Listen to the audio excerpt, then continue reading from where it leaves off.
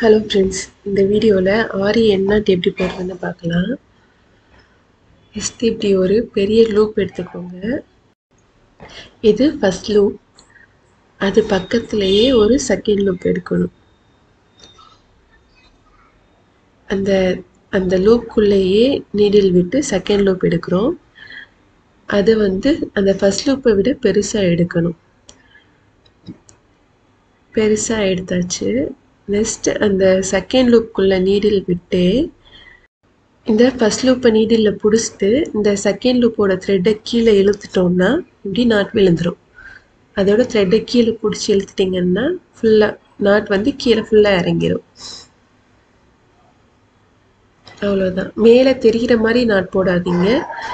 கீழே பிடிச்சி இப்படி லைட்டாக இழுத்திங்கன்னா வந்துடும். அது அந்த ஸ்டிச்சோட பக்கத்துலேயே போடணும். நாட் போடும்போது ஸ்டிச்சுக்கு பக்கத்துலேயே அந்த எண்ணாட் போட்டிங்கன்னா தான் இழுக்கும் போது டக்குன்னு வரும். ரொம்ப தூரமாக இவ்வளோ பெருசாக ஸ்டிச் போட்டு அந்த இடத்துல நாட் போட்டிங்கன்னா கீழே இழுக்கிறதுக்கு வராது.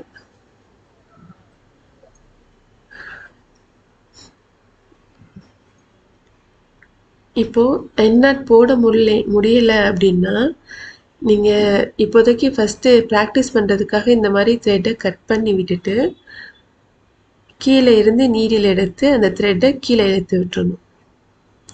இது ஜஸ்ட்டு அந்த எண்ணாட் போட தெரியலை, செயின் ஸ்டிச் ஃபஸ்ட்டு ப்ராக்டிஸ் பண்ணணும் அப்படின்னு நினைக்கிறவங்க இந்த மாதிரி ஸ்டெப் ஃபாலோ பண்ணிக்கலாம். திரும்பவும் எண்ணாட் எப்படி போடுறது அப்படின்னு சொல்லிட்டு பார்க்கலாம்.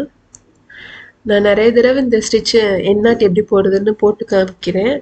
அதில் எந்த இடத்துல உங்களுக்கு கிளியராக புரியுது, எந்த எண்ணாட் போடும்போது உங்களுக்கு கிளியராக தெரியுது அப்படின்றத பார்த்துட்டு நீங்கள் அதை வச்சே ஃபாலோ பண்ணிக்கோங்க.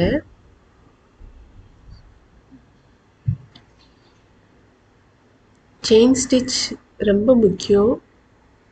அதுதான் எல்லா ஸ்டிச்சுக்குமே ரொம்ப பேசிக்கானது. நல்லா ப்ராக்டிஸ் பண்ணிக்கோங்க. செயின் ஸ்டிச் பக்கத்துலேயே தான் அந்த லூப் எடுக்கிறேன். சில பேருக்கு இந்த மிஸ்டேக் வரும்.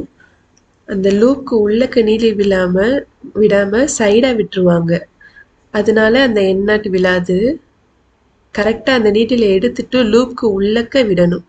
அந்த 2 பெரிய லூப் இருக்குல்ல, அதுக்கு நடுவில் போயிருக்கா நீடில் அப்படின்னு பார்த்து விட்டுட்டு அதுக்கப்புறம் ஃபுல்லாக க்ளோஸ் பண்ணிவிட்டு இந்த பெரிய லூப்பை அந்த சின்ன லூப்புக்குள்ளே க்ளோஸ் பண்ணிவிட்டு அப்புறம் கீழே இழுத்துருங்க.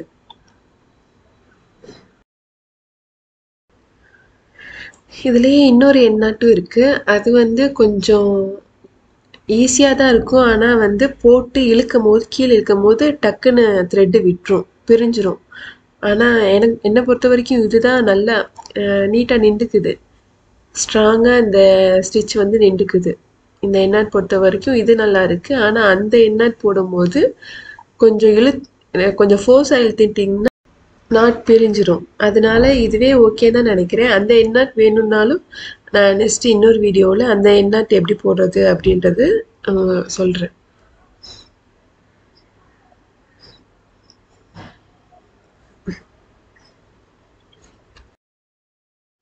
எண்ணாட் டக்குன்னு வராது அவ்வளோ சீக்கிரம். ரொம்ப டைம் ஆகும். நீங்கள் அடிக்கடி போட்டு ப்ராக்டிஸ் பண்ணிகிட்டே இருக்கணும்.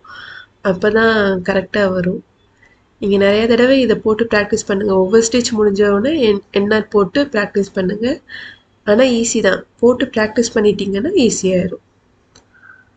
உங்களுக்கு வேறு ஏதாவது டவுட்னா மெசேஜ் பண்ணுங்கள், கமெண்ட் பண்ணுங்கள். சேனல் பிடிச்சிருந்தா சப்ஸ்கிரைப் பண்ணிக்கோங்க.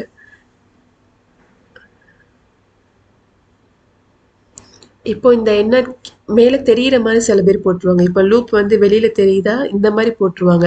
அப்படி இருந்துச்சுன்னா என்ன பண்ணால் கீழேருந்து நீடில் விட்டு அந்த த்ரெட்டை கீழே இழுத்து விட்டுறணும். அவ்வளோதான். தேங்க்யூ.